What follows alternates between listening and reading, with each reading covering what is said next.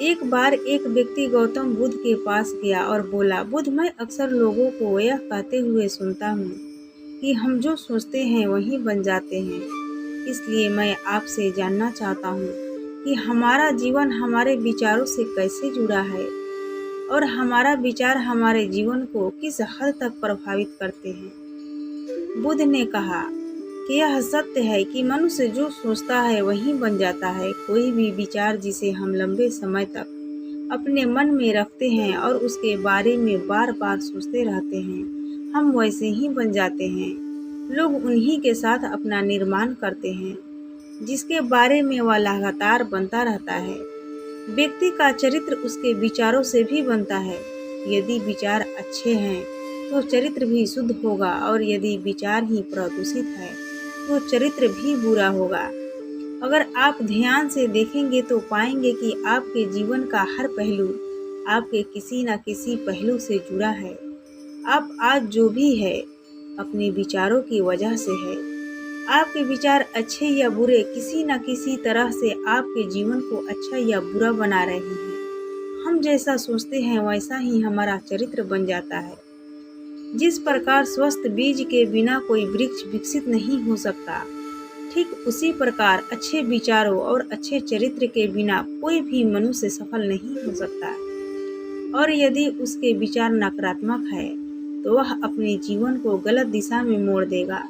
उसी प्रकार हमारे जीवन में अपने विचारों और कर्मों के माध्यम से कई बीज बोएं और उस बीज का फल या तो हमें दुख दे सकता है या खुशी।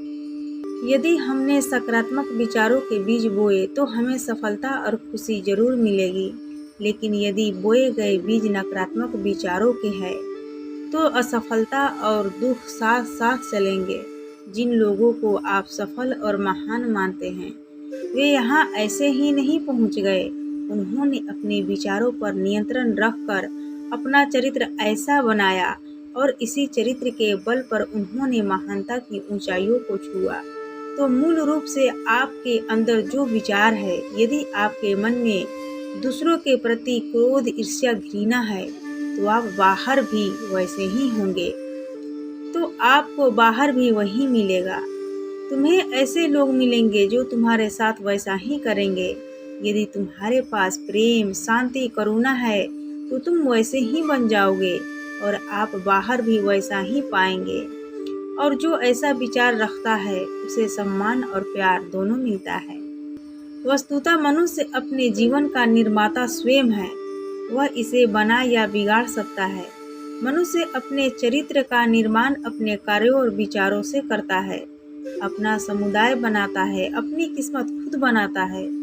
व्यक्ति ने कहा, लेकिन बुद्ध, मैं अपने विचारों से खुद को कैसे सुधार सकता हूँ? बुद्ध ने कहा कि अगर तुम खुद को सुधारना चाहते हो तो सबसे पहले अपने विचारों पर ध्यान देना शुरू करो। तुम्हें यह देखना होगा कि तुम दिन भर क्या सोच रहे हो। क्या तुम दिन भर मन में बुराई और लोगों के प्रति नफरत पाल रहे हो? आपको बस इस बात पर ध्यान देना है कि आप अच्छाई की ओर जा रहे हैं या बुराई की ओर।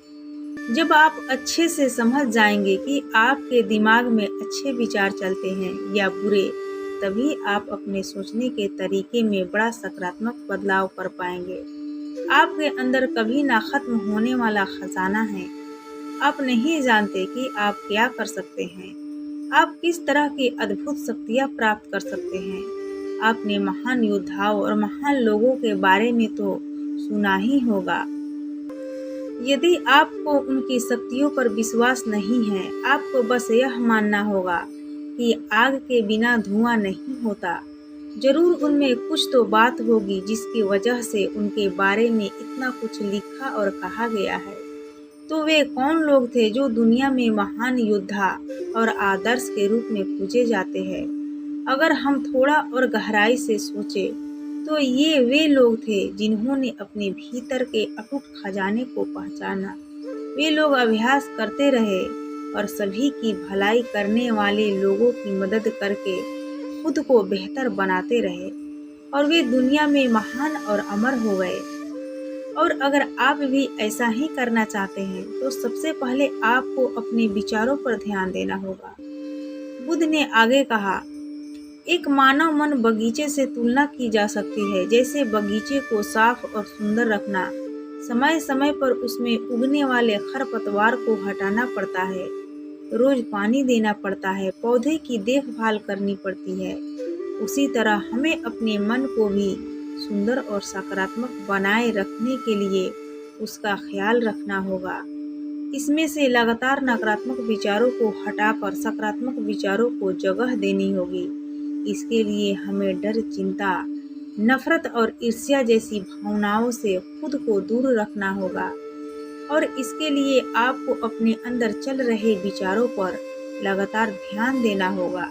किसी भी व्यक्ति के अंदर उठने वाले विचार और उसका चरित्र अधिकतर उसके आसपास के वातावरण और परिस्थितियों पर निर्भर करते हैं। लेकिन इसका मतलब यह नहीं है कि किसी व्यक्ति की स्थिति खराब है, अतः उसके विचार सदैव त्रुटिपूर्ण रहेंगे। वह उन पर ध्यान देकर अपने विचारों को बदल सकता है और जैसे ही उस व्यक्ति के विचार बदल जाते हैं तो उसका चरित्र और उसके काम करने का तरीका अपने आप बदल जाता है। ये सभी चीजें धीरे धीरे सीखनी होती है। विचारों के काम करने के तरीकों को समझना होगा। आपको सबसे पहले ये स्वीकार करना होगा कि जो काम सामने वाला कर सकता है वह आप भी कर सकते हैं। आपको बस इसका एक बार अभ्यास जरूर करना है। नई चीजें सीखने की जरूरत है। विचारों के काम करने के तरीके को समझना होगा। आपको सबसे पहले यह स्वीकार करना होगा कि जो काम सामने वाला कर सकता है वह आप भी कर सकते हैं। आपको बस इसका बार बार अभ्यास करने की जरूरत है। नई चीजें सीखने की जरूरत है। जैसे जैसे आपका मन बदलेगा, आपकी परिस्थितियां भी बदल जाएंगी। आप जो भी विचार बीज रूप में अपने मन में डालते जाएंगे, यह धीरे धीरे आपके चरित्र और आपके कार्यों में दिखना शुरू हो जाएगा और एक बार वह विचार आपके अंदर जड़ें जमा लेगा तो आपको सफल होने से कोई नहीं रोक सकेगा। लेकिन अगर वह बीज या विचार नकारात्मक है तो आपको भी असफलता से कोई नहीं बचा सकता। इसलिए अपने विचारों के प्रति बहुत जागरूक रहने की जरूरत है। आप अपने अंदर किस तरह के विचार ला रहे हैं। एक बात हमेशा याद रखें, हमें वह नहीं मिलता जो हम चाहते हैं, बल्कि हमें वह मिलता है जो हम हैं और हम अपने विचार हैं। इसलिए इच्छा करना और इस इच्छा के बारे में अच्छा सोचते रहना और उसे पूरा करने का प्रयास करना दो बिल्कुल अलग चीजें हैं। क्योंकि इच्छा तो हर कोई करता है, लेकिन उस इच्छा के बारे में लगातार सकारात्मक सोचना और उसे पाने के लिए कड़ी मेहनत करना, बहुत ही कम लोग ऐसा कर पाते हैं। इसलिए अगर आप अपनी परिस्थितियों को बदलना चाहते हैं तो सबसे पहले आपको खुद को बदलना होगा। लेकिन ज्यादातर लोग अपने परिस्थितियों को तो बदलना चाहते हैं, लेकिन अपने सोचने और काम करने के तरीके को नहीं बदलना चाहते। और अगर लोग ऐसे ही रहेंगे तो उनके हालात कभी नहीं बदलेंगे। उस व्यक्ति ने कहा कि बुद्ध, हमारे विचारों का हमारे शरीर पर क्या प्रभाव पड़ता है। बुद्ध ने कहा कि हमारा शरीर हमारे दिमाग का गुलाम है।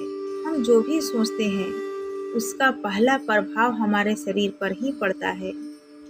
अक्सर आपने देखा होगा कि जो लोग बहुत अधिक चिंता करते हैं और डरते हैं वे जल्दी बीमार पड़ जाते हैं। साथ ही जो लोग दूसरों से ईर्ष्या करते हैं और हमेशा नकारात्मक सोचते हैं वे भी बहुत जल्द मानसिक और शारीरिक बीमारी का शिकार हो जाते हैं। और अगर आप ऐसा सोचते हैं तो आपके साथ भी ऐसा ही होगा। इसके विपरीत जो लोग हमेशा खुश रहते हैं वे दूसरों के बारे में अच्छे सोचते हैं, हमेशा स्वस्थ रहने के बारे में सोचते रहते हैं, तो उनकी ऊर्जा एक समान हो जाती है और इस ऊर्जा का सकारात्मक प्रभाव सबसे पहले उनके शरीर पर पड़ता है। क्योंकि जिस व्यक्ति का मन शांत होता है उस व्यक्ति के शरीर की आधी बीमारी अपने आप ही खत्म हो जाती है।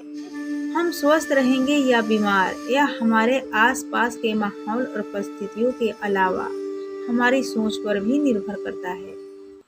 एक कमजोर और बीमार विचार हमारे शरीर को भी कमजोर और बीमार बना देता है। आपने अपने आसपास देखा होगा कि जो लोग बीमार होने से सबसे ज़्यादा डरते हैं, जो सबसे ज़्यादा बीमार पड़ते हैं, इस डर ने लाखों लोगों की जान ले ली है। इसके विपरीत जो लोग अपने शरीर के बारे में अच्छा सोचते हैं, वे स्वस्थ और मजबूत महसूस करते हैं और जिनके विचार शुद्ध होते हैं, उनका शरीर स्वस्थ और मजबूत हो जाता है। वैसा ही हमारा शरीर सिर्फ एक उपकरण है और हमारा मस्तिष्क इस उपकरण को नियंत्रित कर रहा है। जैसा अच्छा भोजन हमारे शरीर के लिए जरूरी है, ठीक उसी तरह अच्छी सोच या हमारे शरीर के लिए भी बहुत महत्वपूर्ण है। जैसे ही आपका विचार शुद्ध हो जाएंगे, इसका सबसे पहला असर आपके शरीर पर दिखाई देगा। एक शुद्ध और सकारात्मक दिमाग आपको कभी भी खराब खाना खाने नहीं देगा। इसलिए सबसे पहले अपने दिमाग को सुरक्षित रखें। फिर यही दिमाग आपके शरीर को हर बीमारी से बचाएगा। यदि कोई बीमार और कमजोर व्यक्ति अपने शरीर को पूरी तरह से स्वस्थ बनाना चाहता है, तो उसे सबसे पहले अपने शरीर को ठीक करना चाहिए। विचार और उसका मन उसे प्रकृति के संपर्क में रहना चाहिए। उसे सूरज की रोशनी में रहना चाहिए और एक सेकेंड के लिए भी अपने शरीर के बारे में नकारात्मक नहीं सोचना चाहिए। वह जैसा स्वस्थ चाहता है वैसा ही उसे महसूस करना चाहिए और पूरा विश्वास है कि वह वैसा बन सकता है। उस व्यक्ति ने कहा, बुद्ध, अब आप मुझे बताइए कि हमारे विचार हमारे लक्ष्य को कैसे प्रभावित करते हैं। बुद्ध ने बताया कि जब तक आपका लक्ष्य आपके विचारों के अनुरूप नहीं होगा, तब तक आपको सफलता नहीं मिल सकती है। कहने का मतलब यह है कि आप हर दिन एक नई चीज सोच सकते हैं। जो मैं आज चाहता हूँ यह बनना, कल मैं वह बनना चाहता हूँ या बाद में कुछ और। लेकिन जब तक आप अपने लिए कोई लक्ष्य निर्धारित नहीं करते, तब तक आप कोई भी बड़ा काम नहीं कर सकते, क्योंकि नियम यह है कि जो काम हम बार बार करते हैं, उसी काम में हम आश्चर्यजनक सफलता हासिल कर सकते हैं। अगर आप हर दिन अपना लक्ष्य बदलते रहते हैं, तो आप कहीं नहीं जा रहे हैं। इसलिए आपके जीवन में एक निश्चित लक्ष्य होना चाहिए और आपको अपनी पूरी मेहनत और लगन से उस लक्ष्य को पूरा करने का प्रयास भी करना चाहिए। और इसके लिए आपको अपने सभी विचारों को अपने लक्ष्य पर केंद्रित करना होगा, अन्यथा आपके विचार बिखरे रहेंगे और हो सकता है कि एक बार आप असफल हो जाए या आपको शुरुआत में कोई सफलता ना मिले, तो दूसरों को देखकर आपके मन में यह ख्याल आने लगेगा कि यह काम तो आसान है। जब वह इस काम में सफल हो सकता है, तो मैं भी सफल होकर अच्छा पैसा और नाम कमा सकता हूँ। और यह भी संभव है कि इस काम में असफल होकर भी तुम दूसरी तरफ भागो। और ऐसा करते समय आप कई काम करते हैं, लेकिन हो सकता है कि आप किसी एक चीज में सफल ना हो पाए। इसलिए आपको पहले एक चीज तय करनी होगी, तभी आपके विचार एक काम पर केंद्रित कर पाएंगे। अब आपका वह लक्ष्य कुछ भी हो सकता है, चाहे मन की शांति पाना हो या अमीर बनना हो, लेकिन याद रखें, लक्ष्य वही है जो आपके विचारों को एक दिशा में केंद्रित रख सके। यदि आप बार बार अपने लक्ष्य हासिल करने में असफल हो रहे हैं, तो इसका मतलब यह नहीं है कि आप इसे हासिल नहीं कर सकते, बल्कि इसका मतलब है कि आपके पास अपने लक्ष्य को हासिल करने का तरीका गलत है। इसके लिए आपको अपना लक्ष्य नहीं बदलना है, बल्कि अपनी सोच और अपने काम करने का तरीका बदलना है। अगर आप ऐसा करेंगे तो आप धीरे धीरे सीख जाएंगे और अपने लक्ष्य तक पहुंच जाएंगे। अपनी असफलताओं से कभी मत डरो। अगर आप कुछ बड़ा हासिल करना चाहते हैं, तो आपको अंदर से बहुत मजबूत होना होगा, क्योंकि चाहे आप कुछ भी करें, लोग अक्सर आपको अपनी बातों से कमजोर और हताश करने की कोशिश करेंगे। इसलिए अगर आप डरेंगे, तो आप अपने किसी भी लक्ष्य में सफलता हासिल नहीं कर पाएंगे, क्योंकि डर आपके सभी आशाओं को नष्ट कर देता है और आपके सभी विचार केवल आपके डर तक ही सीमित रह जाएंगे और डर डर कर आप अंततः खुद को शारीरिक और मानसिक रूप से बीमार बना लेते हैं। तब आपको समझ आएगा कि आपने अपने झूठे डर के एहसास में कितनी बड़ी गलती कर दी है और फिर आपके लिए खुद को उस स्थिति से बाहर निकालना बहुत मुश्किल हो जाएगा। इसलिए सबसे पहले एक लक्ष्य बनाएं ताकि आपके विचार उस पर केंद्रित हो सके।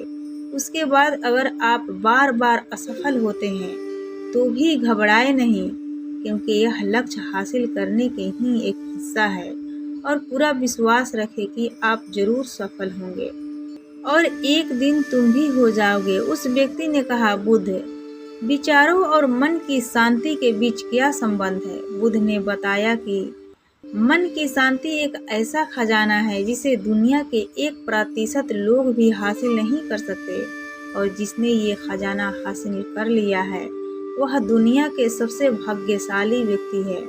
वह भीड़ में अलग दिखता है। यह कहना उतना आसान नहीं है जितना लगता है। मन की शांति केवल लंबे समय तक आत्मनियंत्रण के माध्यम से ही प्राप्त की जा सकती है। जब कोई व्यक्ति खुद को समझता है और प्यार और नफरत के बीच के अंतर को समझती है, उसके अंदर नफरत, डर और ईर्ष्या जैसी भावनाएं खत्म हो जाती है। तब एक दिन व्यक्ति को मन की सच्ची शांति मिल सकती है और यही हर इंसान की अंतिम लक्ष्य भी है। एक शांत व्यक्ति सबसे खराब परिस्थितियों में भी खुद को नियंत्रण कर सकता है। एक शांत व्यक्ति के पास जितनी मानसिक शक्ति होती है उतनी किसी और के पास नहीं होती। शांत व्यक्ति का अर्थ है वह व्यक्ति जिसका मन पूर्णतः शांत हो, क्योंकि जैसे ही आपका मन शांत हो जाता है आपके सभी विचार शांत हो जाएंगे और तब आपको महसूस होगा कि सचमुच आपका दिमाग कितना शक्तिशाली है। जैसे ही आपको मानसिक शांति मिलेगी आप महसूस करेंगे कि आपकी मानसिक शक्ति इतनी बढ़ गई है कि आपके लिए सब कुछ आसान हो गया है। आप जहाँ भी हो, आपकी परिस्थितियाँ जो भी हो, आप खुद को स्वीकार करना शुरू कर देंगे। आप हमेशा खुश रहेंगे और अगर आप यह मुकाम हासिल करना चाहते हैं तो इसकी शुरुआत आपको अपने विचारों से करनी होगी। अपने विचारों पर नियंत्रण और अपने विचारों पर यह नियंत्रण आप केवल और केवल ध्यान के माध्यम से ही प्राप्त कर सकते हैं। इतना कहकर बुद्ध चुपचाप हो गए और ध्यान करने लगे और वह व्यक्ति भी उनको प्रणाम करके चला गया। तो दोस्तों, ये कहानी आपको कैसी लगी कृपया हमें कमेंट बॉक्स में कमेंट करके ज़रूर बताएं और साथ ही अच्छी लगी होगी तो अपने दोस्तों के साथ ज़रूर शेयर करें और साथ ही इस चैनल को सब्सक्राइब कर ले और बेल आइकन को प्रेस कर ले ताकि जो भी नई कहानी वीडियो आए उसका नोटिफिकेशन आप तक पहुंचे। तो दोस्तों, हम विदा लेते हैं, फिर मिलेंगे ऐसे ही नई कहानी वीडियो के साथ।